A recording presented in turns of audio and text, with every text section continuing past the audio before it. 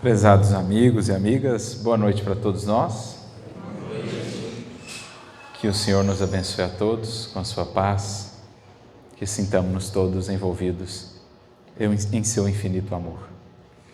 Para mim é uma alegria estar mais uma vez aqui na cidade de Ribeirão Preto, pela primeira vez nesta casa, já encontrando amigos e laços em comum aqui, quando conversávamos antes da palestra. E espero que todos tenhamos uma noite proveitosa de reflexões, de aprendizados, realmente iluminando o nosso coração com as bênçãos que o Evangelho nos tem proporcionado de maneira tão abundante, especialmente com o auxílio do Espiritismo.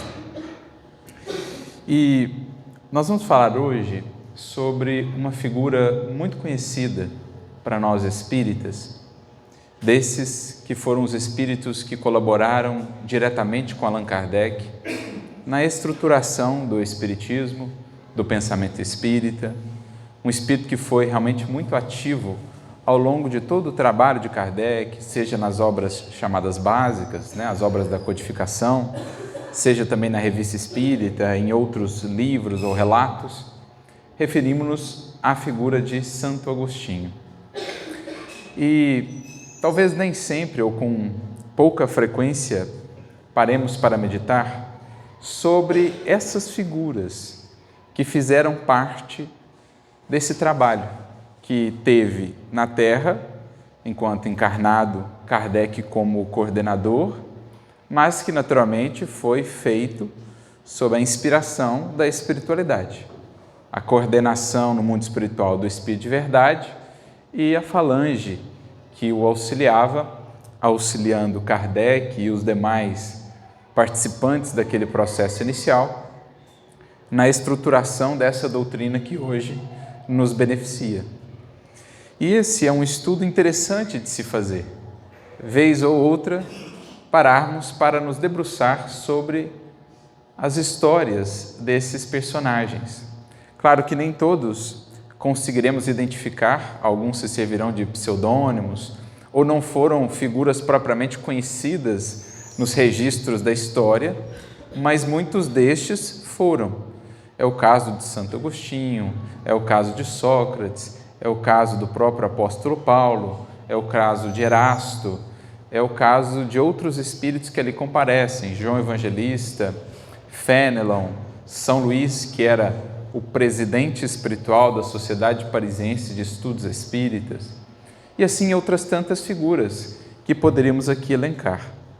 Mas Santo Agostinho é não só muito conhecido por nós espíritas, mas por toda a tradição cristã, porque na sua encarnação em que teve este nome, Agostinho, Aurélio Agostinho, ele, após todo um processo que o levou a se aproximar do Evangelho, ele se tornou uma das maiores figuras da história do cristianismo.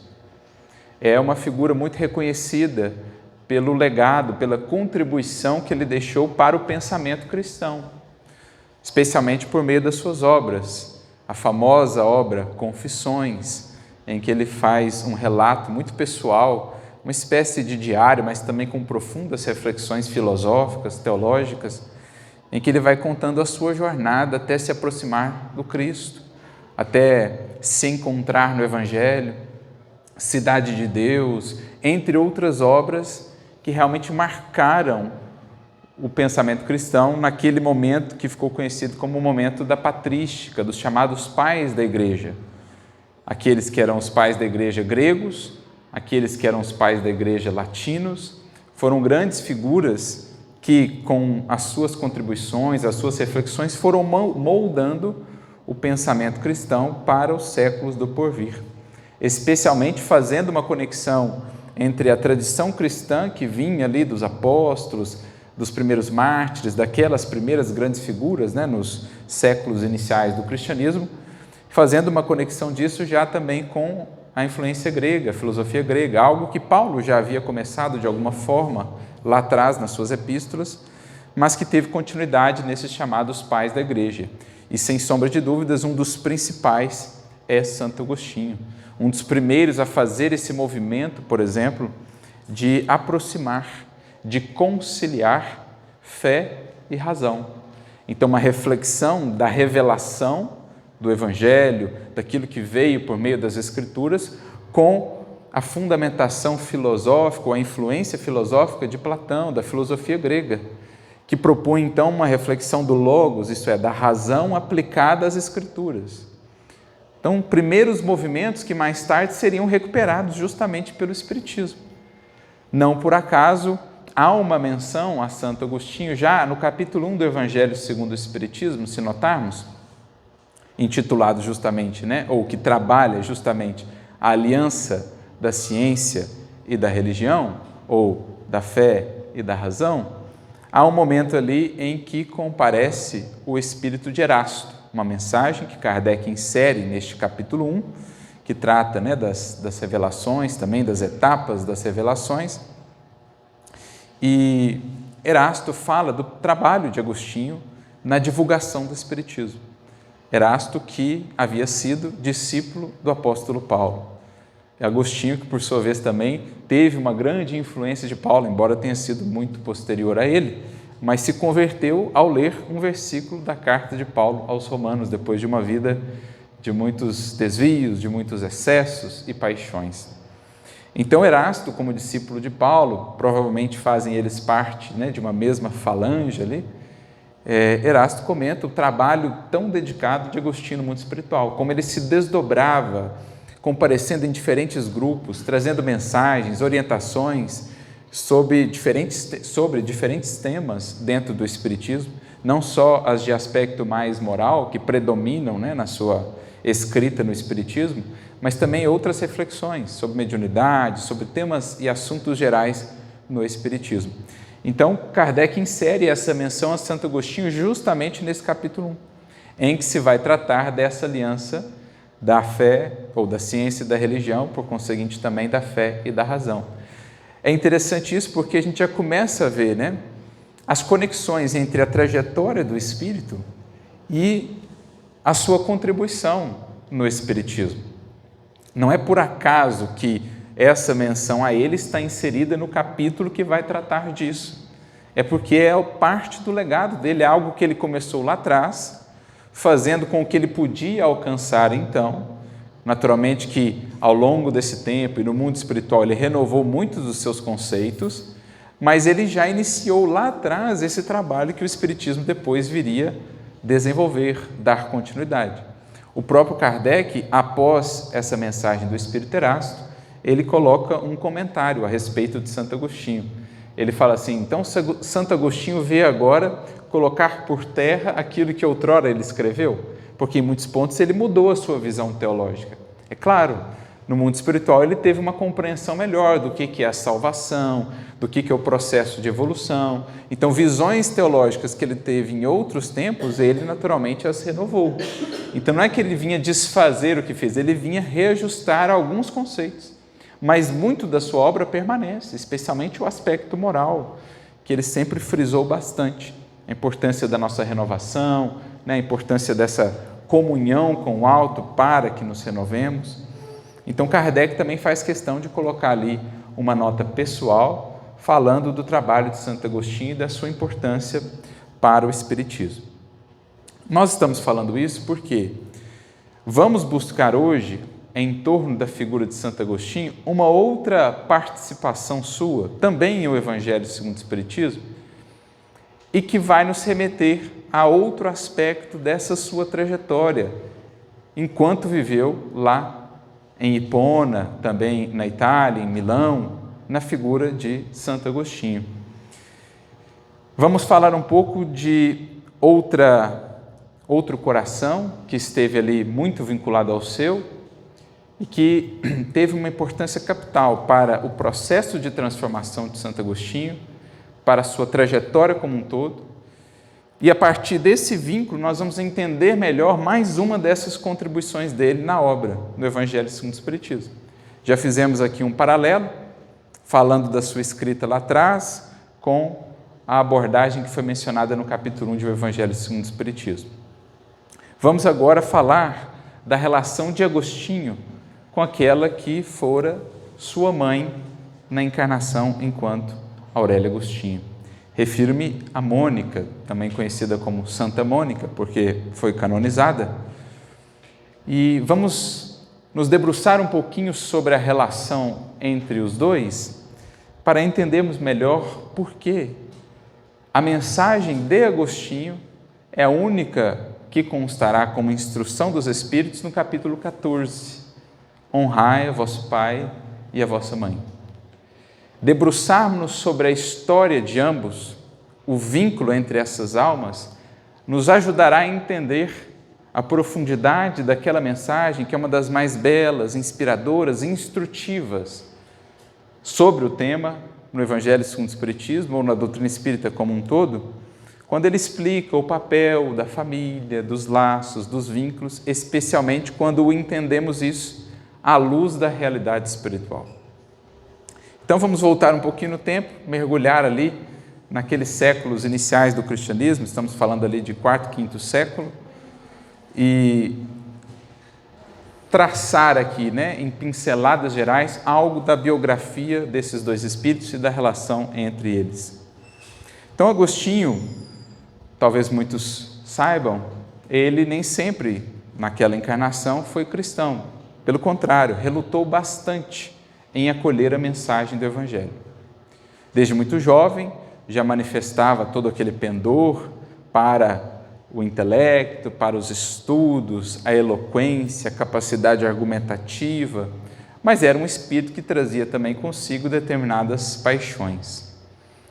E foi se deixando levar por essas paixões, se filiou a uma seita que existia à época, conhecida como a seita dos maniqueus, e além de buscar certos louros do intelecto, da inteligência, certos triunfos do mundo desse ponto de vista, ele também se deixava conduzir muito pelas suas paixões.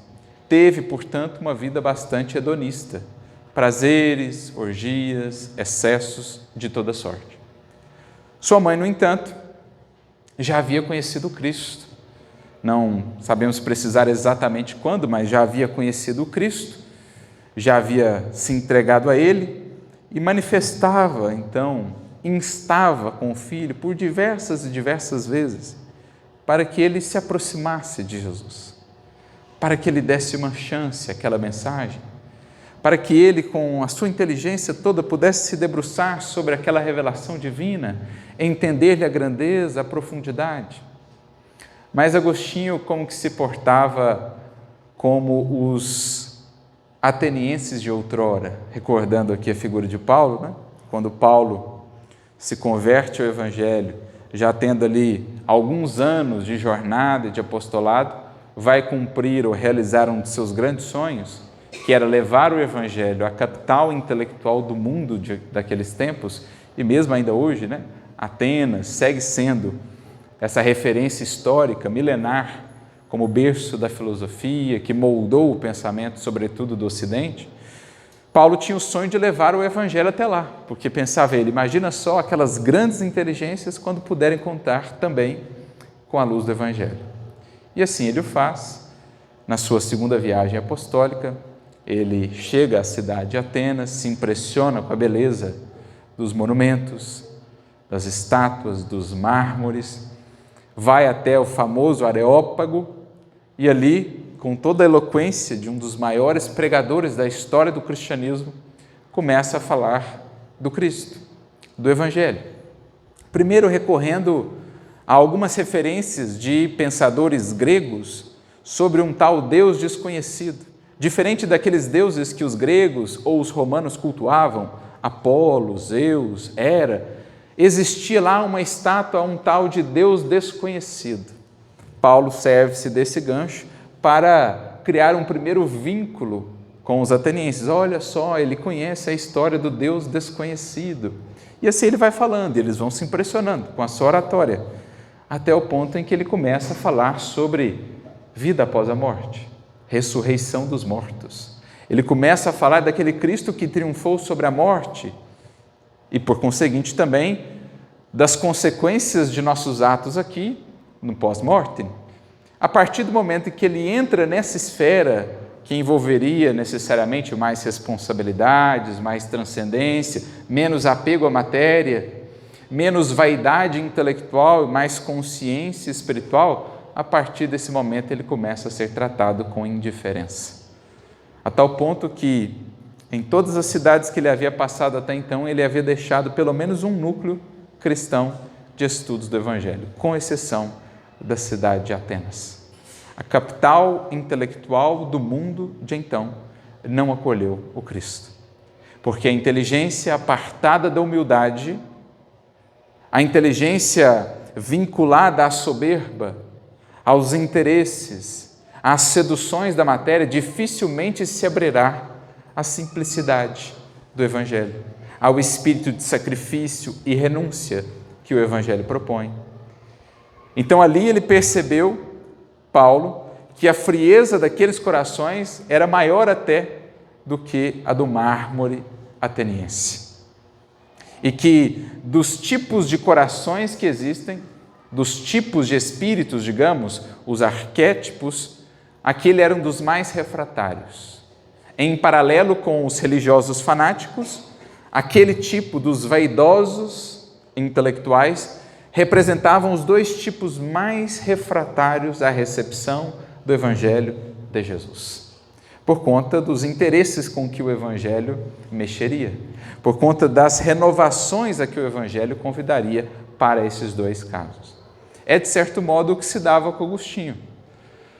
Inebriado com a sua inteligência, com os seus estudos, com a cultura e etc., não via grandeza naquele mestre que propunha renúncia, sacrifício, perdão.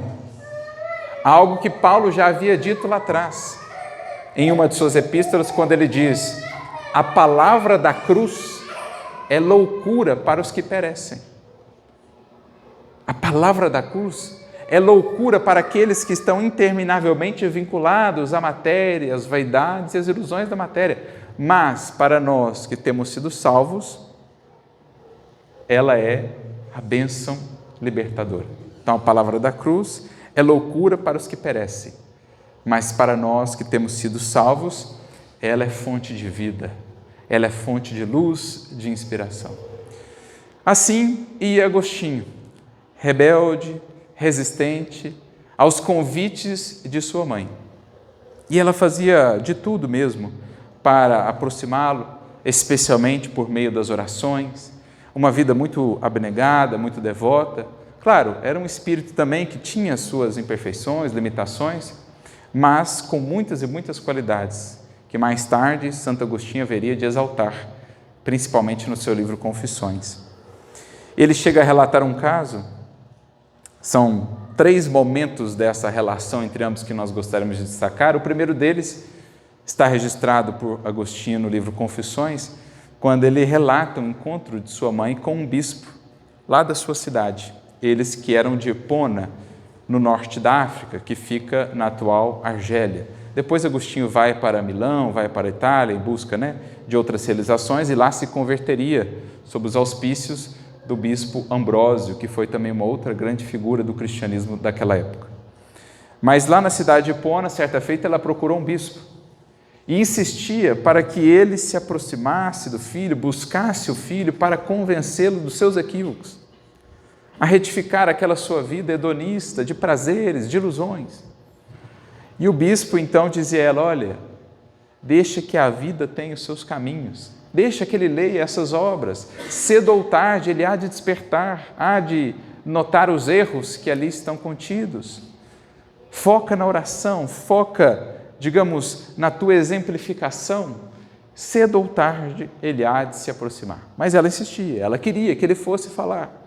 Até que, certa feita, já até meio enfadado com aquelas excessivas e insistentes rogativas, ele volta-se para ela e diz uma das frases que ficaram gravadas para os séculos no pensamento cristão: o poder, o esforço de um coração materno, que pode se estender também a um coração paterno, para aproximar um filho dos caminhos de Jesus. Disse esse bispo a ela: vá em paz, minha filha, porque não é possível que se perca o filho de tantas lágrimas. Vá em paz, minha filha, porque não é possível que se perca o filho de tantas lágrimas. Se a gente expandir um pouco mais essa frase, com a conceituação de vida que o Espiritismo nos traz, como ela se torna ainda mais bela e profunda.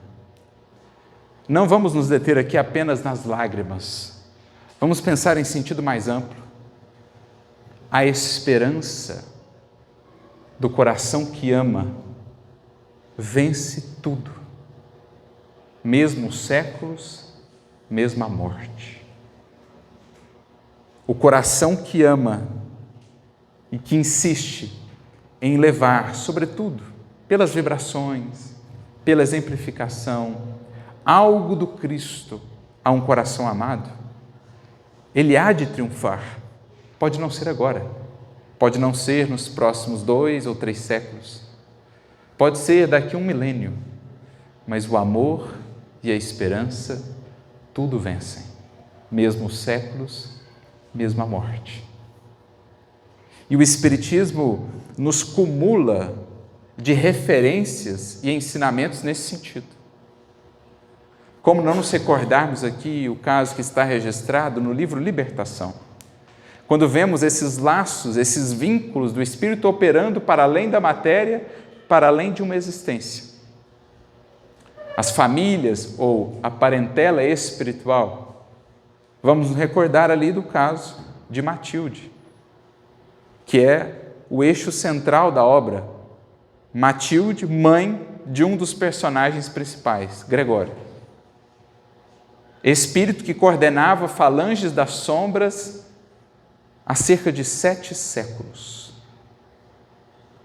Há 7 séculos, esta mãe o acompanhava, de esferas superiores, fazendo de tudo aquilo que estava a seu alcance. Claro, não pode ela, como não pode nenhum outro espírito, violentar a consciência de alguém, nem mesmo para aproximá-lo do Cristo. É preciso respeitar o livre-arbítrio, mas o que estava ao seu alcance, ela o fazia. Mas sabendo também que existia o tempo daquele coração. Que se a vitória não via tão breve, cedo ou tarde, o coração entranhado nas trevas, nas sombras, há de se desgostar daqueles caminhos e há de querer encontrar novamente a luz. Há de querer encontrar um oásis em meio ao deserto. E essa mãe o acompanhava à distância, aproximando-se tanto quanto possível, o envolvendo acima de tudo em suas preces, em suas lágrimas, em seu amor, na certeza de que com Deus o amor triunfa sobre tudo e a esperança nunca fenece. A esperança de uma mãe, de um pai que amam em Cristo, ela não morre nunca, nem mesmo com a morte.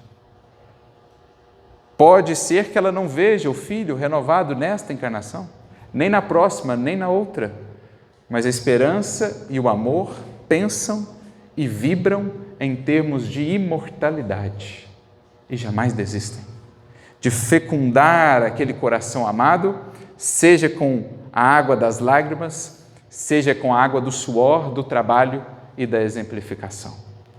E é assim que ao longo dos séculos, dos milênios, milhares, milhões de espíritos vão sendo arrancados das sombras e das trevas por aqueles que muitos amavam e souberam amar sempre, esperando sem desesperar. É mais ou menos isso que está contido nessa frase.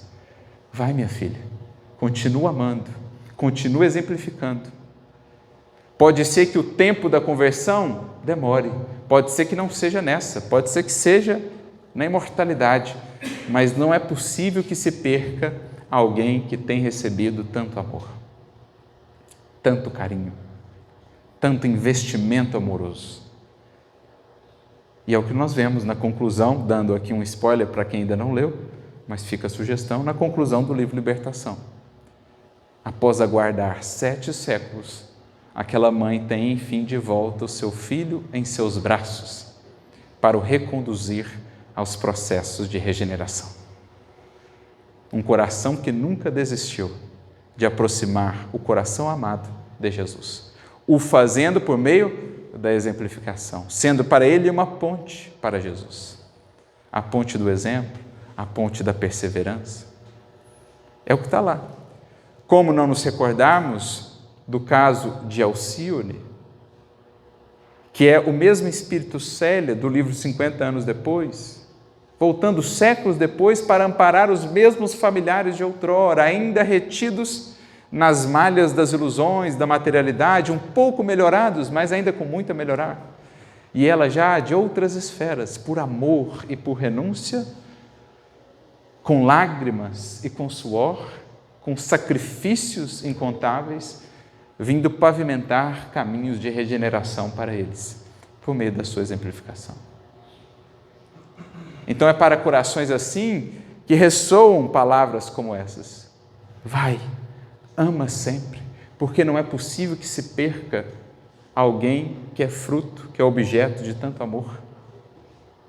Temos a imortalidade pela frente, não sabemos quando poderemos, enfim, caminhar juntos pelas sendas do Cristo, mas quem ama sabe esperar, quem ama tem esperança, e a esperança, diz a própria Alcione, é invencível.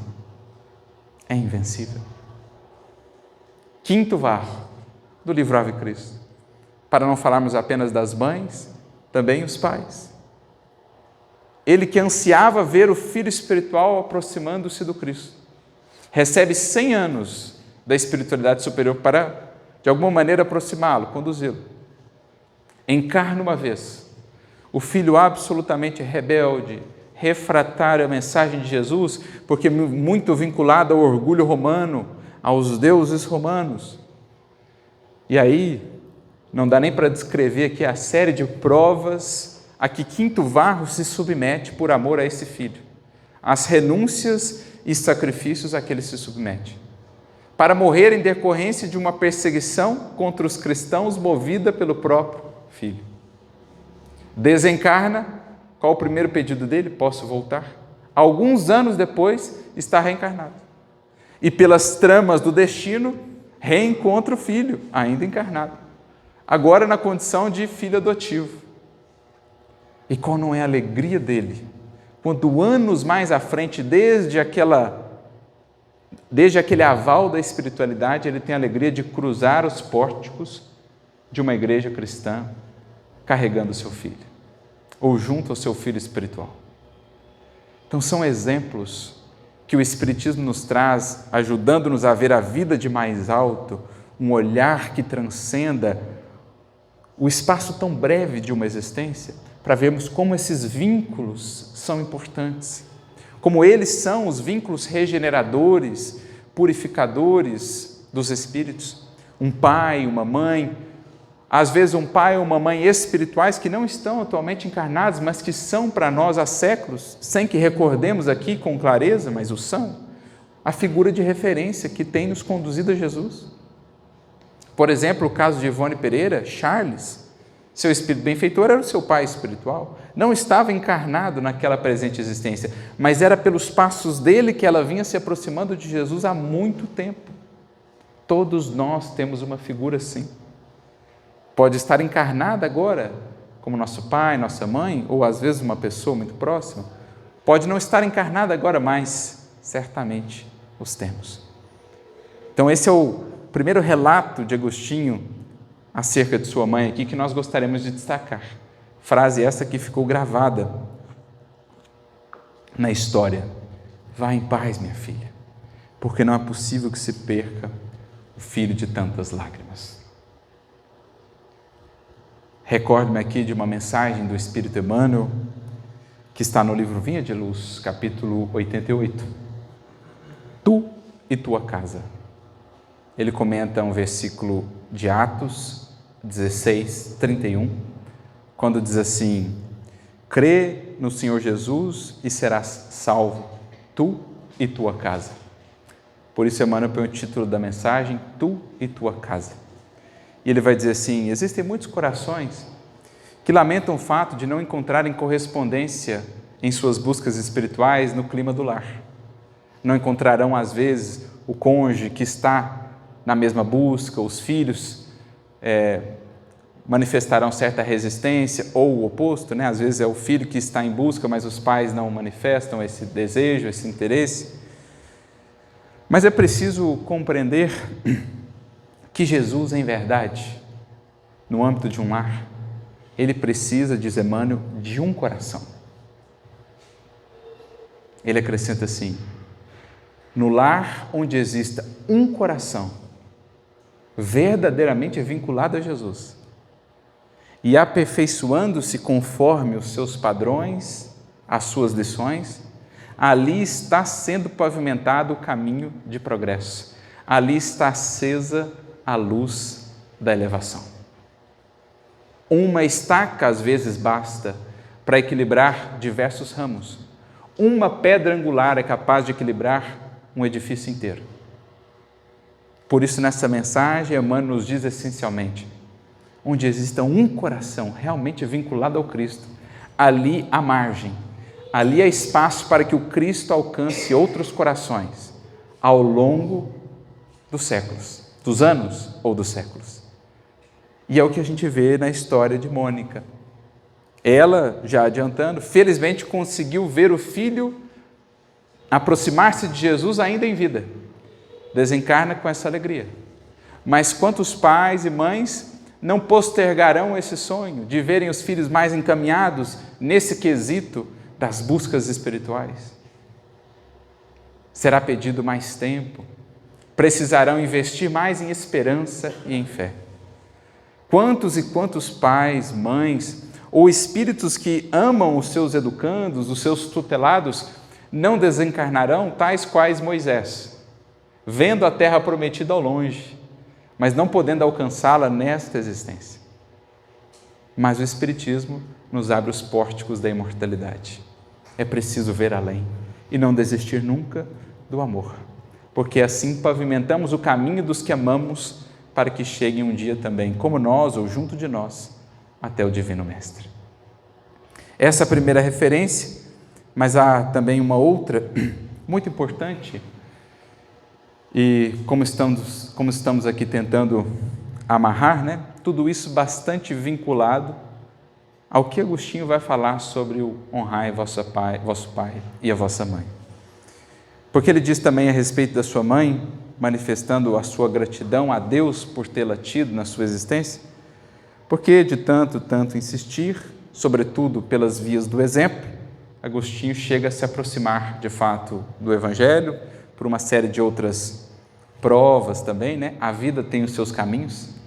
Então, aqueles que nos amam, aqueles que estão conscientes dos seus deveres de educação espiritual, oferecem o mapa, apresentam-nos o exemplo, o roteiro, mas a vida também contribui para que cedo ou tarde saibamos olhar melhor para aquele mapa, para que deixemos de lidar com aquele mapa ou com aquela bússola que nos foi ofertada com indiferença. Então vêm as dores, vêm as dificuldades, e aquilo que parecia antes desprezível ou secundário vai ganhando um realce, até que sentimos-nos impelidos de fato a dar uma chance, a buscar, a ver o que há ali. E foi o que se deu com Agostinho.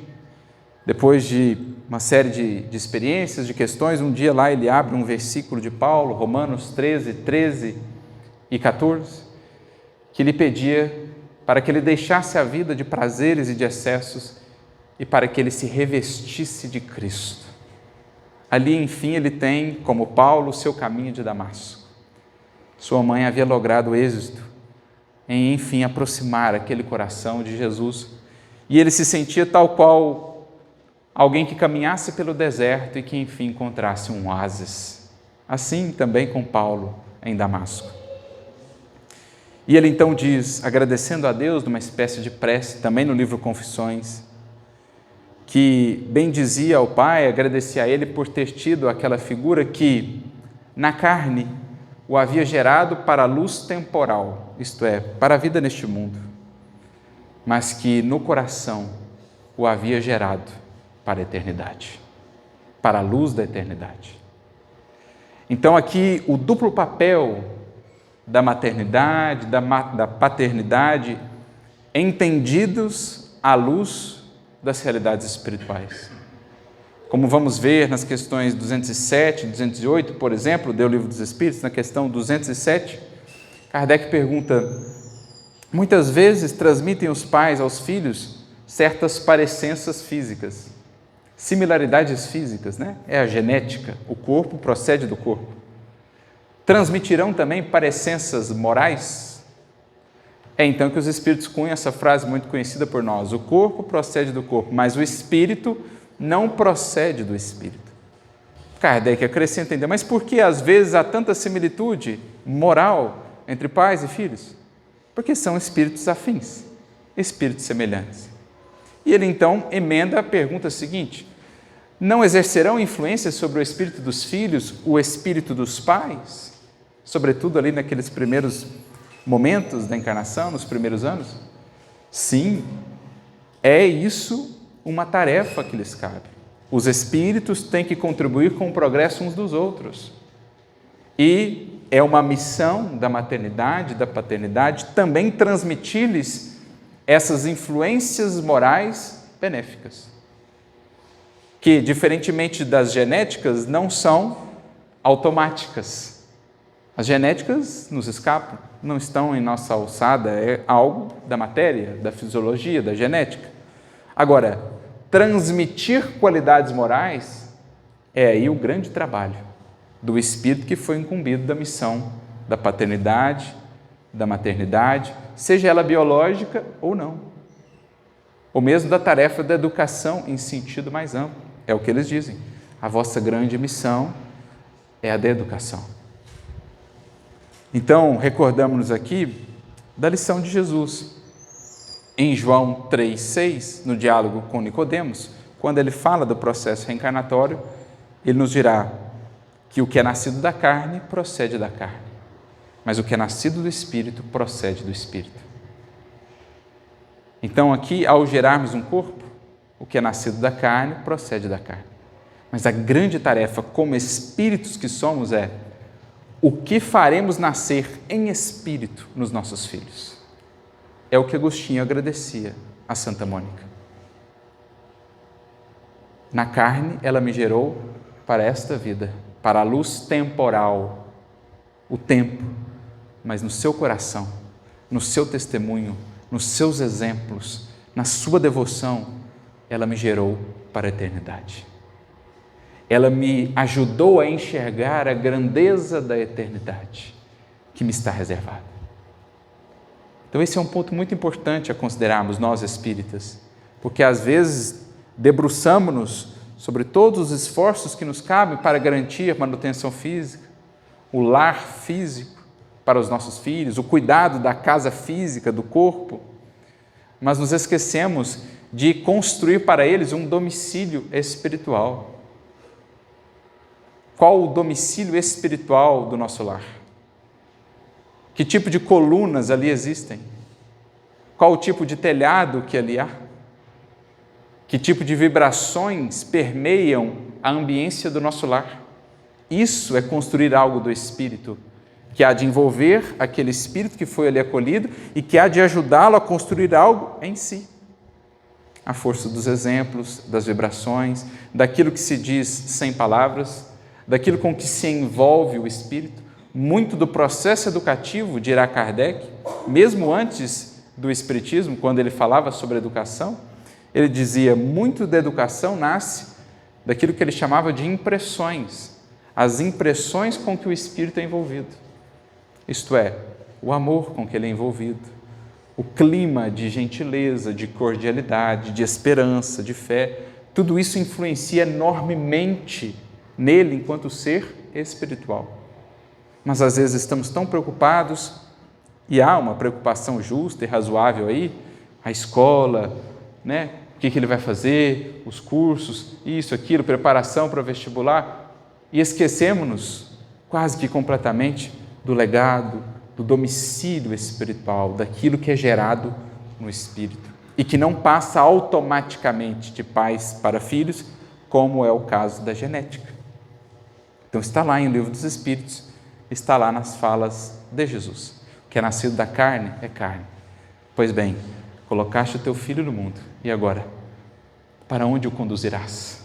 Com a força do teu Espírito, com a tua fé, com a tua esperança, com a tua renúncia, para onde apontarás o rumo para Ele? Porque isso é o que de mais precioso Ele vai carregar consigo. Está aí o fundamento que vai nutri-lo para o resto da sua vida, para que ele consiga de fato honrar tudo aquilo que recebeu. Começando pelo corpo, pela oportunidade da encarnação, mas o que realmente vincula o espírito de maneira assim indelével a essa gratidão, a esse esforço de honrar o que foi recebido, é todo esse legado moral que lhe foi dado. No caso de Santa Mônica, é por isso que Santo Agostinho reiteradas vezes agradecia pela oportunidade de ter tido esse coração que o havia gerado não só para a vida física, mas havia gerado para a vida na eternidade, né? Para a compreensão dos valores eternos. E por fim, um outro ponto que gostaríamos de destacar dessa relação é quando já mais próximo da desencarnação de Santa Mônica, eles estavam no porto de Óstia, aguardando para retornarem a Hipona, na África, e ali os dois têm uma experiência mística em conjunto, o chamado êxtase de Óstia, quando ambos, filho e mãe, falam das coisas as mais transcendentes, assim, em um plano de profundidades, de belezas, que mal conseguiram descrever em palavras. E poucos dias depois, pouco tempo depois disso, Mônica viria a desencarnar. E já indagada sobre onde ela queria ser enterrada, afinal de contas estava distante da sua terra natal, ela diz assim, olha, depois do que eu vivi aqui, depois do que eu pude experienciar, alcançando a grandeza da vida eterna, a beleza da obra de nosso Pai, o meu corpo, onde será ele enterrado ou sepultado, pouco importa. Porque o que eu mais quero mesmo, o que mais desejo, é que vocês, ela se dirige a Agostinho e ao irmão dele, que ali estava também, o que eu mais desejo é que vocês se lembrem sempre de mim, no altar do Senhor. Em outras palavras, o meu corpo é secundário. O que eu mais desejo é que no altar do Senhor, isto é, no plano da consciência, no coração, lembrem-se sempre de mim. Porque esse é o fundamento do honrar pai e mãe. É lembrar sempre aquilo de bom que nos deram. Alguns dirão, mas meus pais não foram bons para mim, ou meu pai, ou minha mãe. Mas ainda assim te deram a oportunidade de aqui estar. E se você se focar nas imperfeições ou nas falhas, não saberás seguir adiante com tudo aquilo que a vida te proporciona.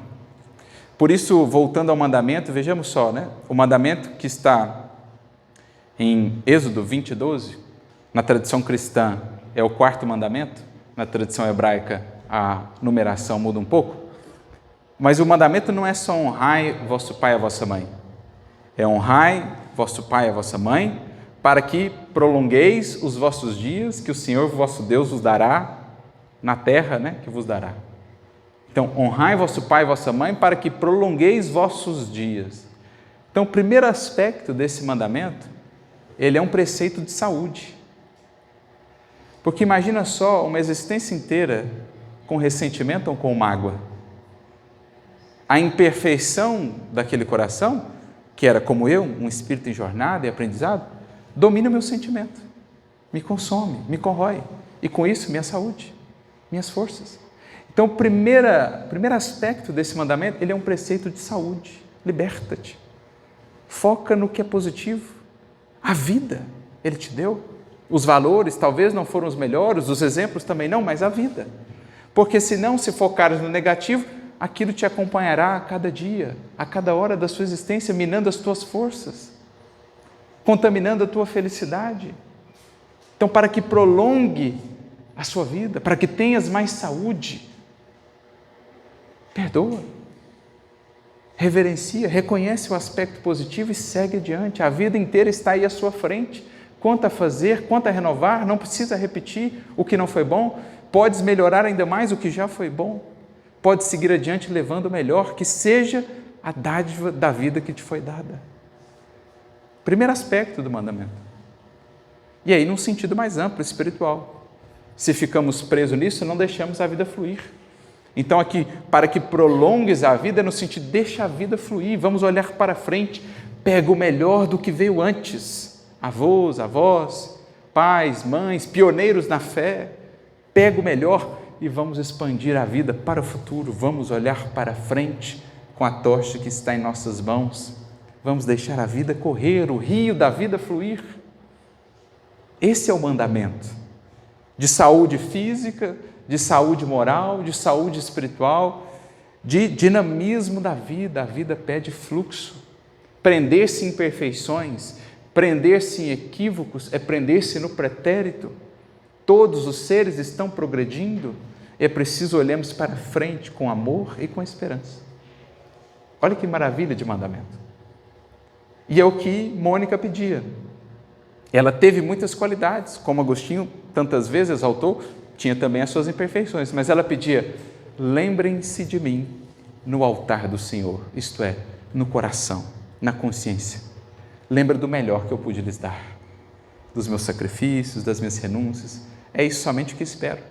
Do ponto de vista material, enterrem meu corpo onde quiserem, mas que exista a lembrança de algo bom que eu me esforcei por lhes dar. E é isso, em verdade, o que mais marca um filho, uma filha. Não se espera o modelo da perfeição. O que se admira é o esforço de um coração por se fazer melhor, para educar um outro coração. É o esforço daquele coração por se vencer, por se governar, por se aperfeiçoar, para ser para um outro coração uma ponte que o aproxime de Jesus. É isso que mais nos marca naqueles que nos antecederam. Não eram, quem de nós poderá aqui dizer que teve um pai que era um modelo de espírito superior? Raríssimos contaram talvez tal oportunidade, mas nós poderemos sim destacar muitas qualidades, valores naqueles que nos antecederam. Então esses 3 momentos marcam essa relação entre Agostinho e sua mãe Mônica e, de certo modo, definem o que é essa relação pais e filhos. Do ponto de vista dos pais, penso que a palavra-chave é esperança, que foi a que Mônica nunca deixou de ter. Mesmo quando o filho mais rebelde se mostrava, ela amava e esperava, na certeza de que a esperança em Deus nunca fenece e nunca é vã. A esperança voltada para o bem e para o amor há de triunfar sempre. Pode não ser no nosso tempo, mas triunfará. Então, do ponto de vista dos pais, nessa relação, a palavra-chave é esperança. E do ponto de vista dos filhos, que é o que Agostinho fez ao longo de toda a sua obra, a palavra-chave é gratidão. Seja qual for aquele que tivemos por pai ou por mãe, modelo de virtudes ou um espírito ainda com muitas falhas, algo ele nos deu de bom. E é focando nesse bom que nos foi ofertado que podemos olhar para frente e deixar a vida fluir, fazendo a nossa parte para entregar algo melhor ainda à frente. Essas 2 palavras-chave fecham a relação e ajudam-nos a entender esse preceito de saúde de vida. Honra o teu pai e a tua mãe. O filho, gratidão, agradece. O pai e a mãe, esperança, persevera. Desse contato nascem, no transcurso dos séculos, os mais belos casos de regeneração, de transformação, de educação que temos podido contemplar. A obra espírita nos brinda com exemplos assim. É a esperança de Quinto Varro, Quinto Celso, até ver o filho, enfim, se aproximar algo de Jesus, Tassiano. É a esperança de Alcione, de Célia, até enfim ver os parentes caminharem um pouco mais na direção de Jesus. É a esperança de uma Lívia, 25 anos desprezada no lar, mas na certeza de que com o Evangelho e com amor, o Cristo há de chegar àqueles que amamos, por mais endurecidos se mostrem. Se formos nós o caminho, se formos nós quem abrimos a porta, Jesus terá meios de atuar silenciosamente pacientemente no tempo, até poder, enfim, tocar aquele coração, despertando para a grandeza da vida. E é por isso, nessa síntese, portanto, de toda essa história, de tudo que ele viveu, que é a mensagem de Santo Agostinho que vai estar inserida no capítulo Honrai vosso pai e a vossa mãe, porque foi o que ele fez em vida. Pelo que escreveu, pelo que viveu, pela renovação que empreendeu e depois compartilha conosco agora, tendo a perspectiva espiritual, nos dirá ele, num trecho da mensagem: ó espíritas, compreendei agora o grande papel da humanidade. Compreendei que quando produzis um corpo, a alma que nele encarna vem do espaço para progredir. O corpo procede do corpo, mas o espírito não necessariamente procede do espírito. Mas é preciso que com o nosso espírito, isto é, o nosso pensamento, a nossa influência, ajudemos aquele espírito a construir-se, a fazer-se melhor, a progredir. Inteirai-vos dos vossos deveres e ponde todo o vosso amor em aproximar de Deus essa alma. É o que Mônica fez. Felizmente pôde ver em vida. Outros verão na imortalidade, em outras vidas, mas verão, porque é da lei, é o progresso, todos se encaminham para Deus e qualquer investimento de amor há de render frutos, hoje, amanhã ou além. Esta é a missão que vos está confiada e cuja recompensa recebereis se a cumprirdes fielmente. Os vossos cuidados e a educação que lhes dareis auxiliarão o seu aperfeiçoamento e o seu bem-estar futuro. Lembrai-vos de que Deus perguntará a cada pai e a cada mãe: que fizeste do filho confiado à vossa guarda? Como poderíamos fazer também a versão da pergunta aos filhos: que fizeste dos exemplos e do legado de vosso pai e de vossa mãe? Ou da vida que ele te deu, que eles te deram. Mais adiante, ele ainda acrescenta: Deus não dá provas ou prova superior às forças daquele que a pede. Só permite as que podem ser cumpridas. Se alguém não consegue cumpri-las, não é que lhes falte possibilidade, falta vontade. E antes, desde o berço, a criança manifesta os instintos bons ou maus que traz da sua existência anterior, devendo os pais aplicar-se a estudá-los. Todos os males têm princípio no egoísmo e no orgulho. Espreitem, pois, os pais os menores sinais que revelem o germe de tais vícios e tratem de combatê-los, sem esperar que lancem ali raízes profundas. Façam como o bom jardineiro, que arranca os brotos defeituosos à medida que os vê apontar na árvore. Antes, um pouco ainda, ele havia dito: a tarefa não é tão difícil quanto poderíeis imaginar. Não exige o saber do mundo. Não é preciso tanta cultura para empreendê-lo. Tanto o sábio quanto o ignorante podem desempenhá-lo, e o Espiritismo vem facilitar o seu desempenho, dando a conhecer a causa das imperfeições do coração humano.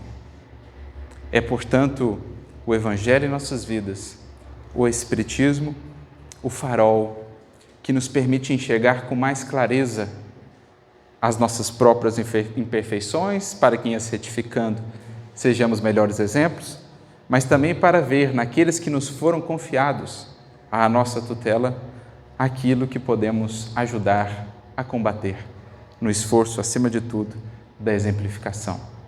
Eis algumas das palavras que ele aqui sintetiza para que vejamos a grandeza do programa divino.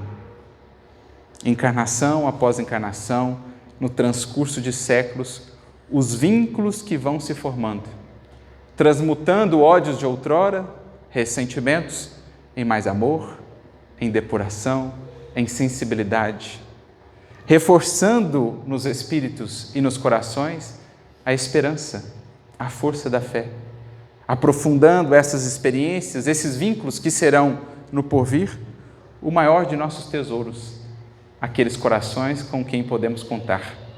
Os laços, ou melhor, os afetos da alma, diria Jesus a Simão Pedro, no livro Boa Nova, são as maiores riquezas do Espírito. São laços misteriosos que nos conduzem a Deus. Eis a maneira pela qual Deus vai silenciosamente amparando os corações por meio de outros corações e dos vínculos que estabelece, expandindo essas famílias consanguíneas, corporais, em grandes famílias espirituais e estabelecendo em cada uma delas aqueles corações de referência que são verdadeiras pontes até Jesus. O que foi Mônica para Agostinho, o que tem sido tantas mães e tantos pais para tantos outros corações, ou tantos professores, mestres, educadores, abrindo os caminhos, as veredas em direção ao Divino Mestre, em direção a Deus. Por isso que esse exemplo, o vínculo entre esses corações nos possa inspirar.